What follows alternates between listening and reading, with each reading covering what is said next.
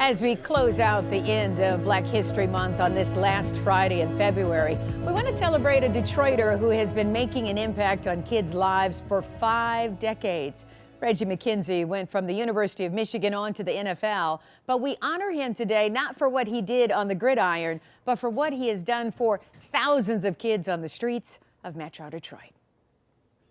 Reggie McKenzie is a man who grew up in Detroit with a dream to give back. For the 2000, that's Reggie McKenzie's ambition. And that's exactly what this college football Hall of Famer and NFL great has done for 50 years with the Reggie McKenzie Foundation. What made you start your foundation? And it started with a bag of footballs and cones and me and about 25 or 30 other students, kids, young kids.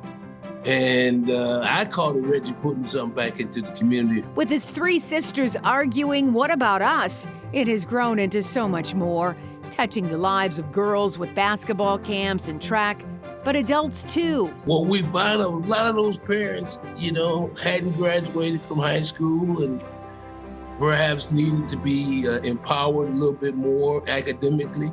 Academic tutorial programs were added, improving lives in the classroom, teaching sports, job and life skills, but most importantly, Reggie's slogan was commitment to character. Tom Sebron, a former Wolverine football player and NFL pro, met Reggie at the age of 18 and joined his camp. Reggie taught everybody to have goals. And every school in Detroit became part of what we built. And the roster of now famous people who credit Reggie with giving them their foundation is quite impressive. From Lions legend Barry Sanders to Detroit's own The Bus, Jerome Bettis. I was able to see the potential that I had, that I didn't even realize that I had. So if it not been for Reggie McKenzie, it would be no Jerome Bettis. But this was no one-man show. We have a band of people that have supported this foundation. It's not Reggie alone. From Ford Motor Company to Anheuser-Busch to Fago, Procter & Gamble, and Morgan Stanley. Everyone in the business community buying into Reggie's dream of making a difference. Reggie's a unique individual who never forgot where he came from. Reggie's college roommate at U of M was Jim Brandstatter, the now retired voice of U of M football and the Lions.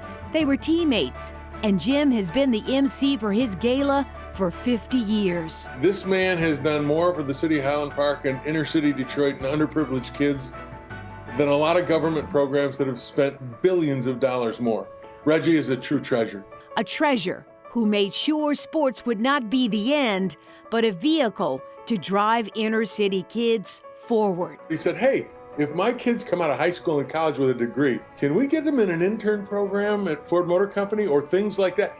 He really parlayed that into careers outside of athletics. For Reggie, realizing the impact he's had on thousands of lives brings him to tears, especially when he runs into someone whose life he's impacted. They've come up to all of us and said, man, you probably don't remember me. I was 16 when you helped me. And it's a good feeling. Now on this golden anniversary, there is a lot to reflect on and to celebrate. It's turned into something that, I think we're all proud of. And you should be. This year's gala for the Reggie McKenzie Foundation will be May 19th. They expect guests like former honorees Jerome Bettis and Desmond Howard and many, many others. And from all of us, we say thank you for what you've done and are still doing to change lives for the better.